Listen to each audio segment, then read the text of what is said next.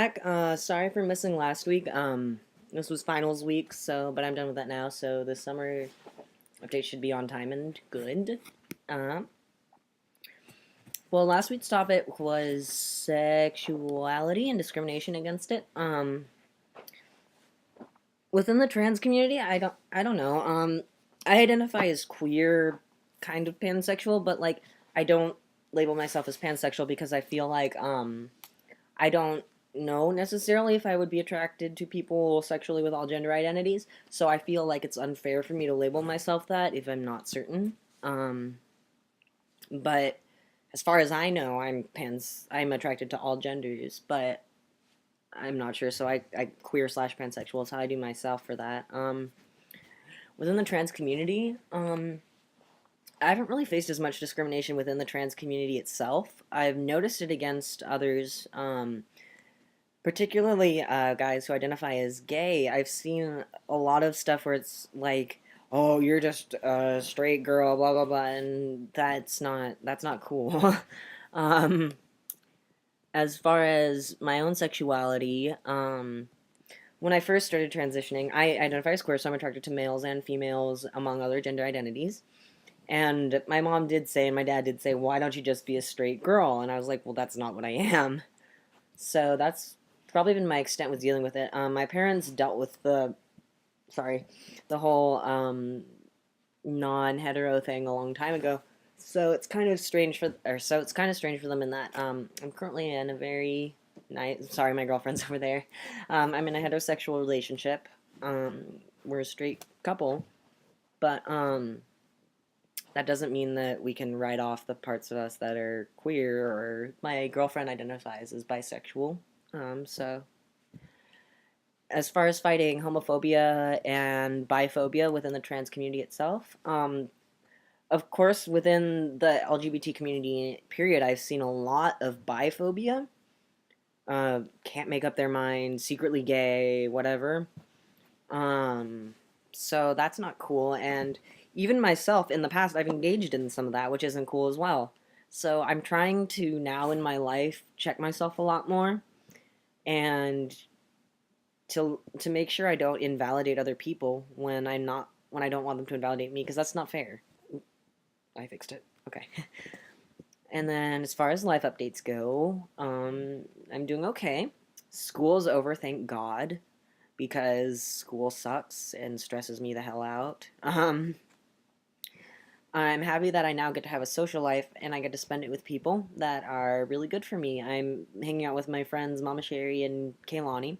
They're a little bit older than me, but I help them a lot, and they help me to be my best self, and feel the most comfortable and proud of myself and strong. And so I really love spending time around them, and it's really great that I get to hang out with them again. Um, Further than that, Comic Con is coming, and I am volunteering there. I'm working my work schedule around my Comic Con schedule, and the most badass thing ever, the Twisted Twins. I included stuff about them in my last update.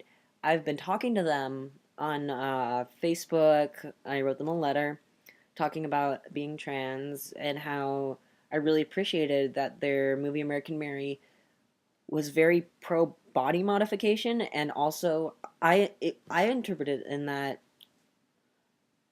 body modification. I have a lot of tattoos. I've been pierced many times that I just had to take out for work, and that basically my purpose is that I want other people to see me as I see myself, and I want to be outside how I feel inside. And I noticed that with my body modifications as well. My girlfriend Alex, she wants to get her ears pointed someday. And the movie American Mary is about how an underground surgeon who ends up doing body mod surgeries, and that's kind of a real, like, a legitimate thing within the trans community as well, having to deal with under the table or like hormones and stuff, just trying to get other people to accept us and our bodies and feel at home in our own skin. And I've talked to them a lot, and I'm actually supposed to hang out with them at Comic Con, which makes me really happy because I really respect them and I respect their work, especially the fact that they promote a feminist viewpoint without being preachy and without harping on like any specific thing. They present it to you in a very logical.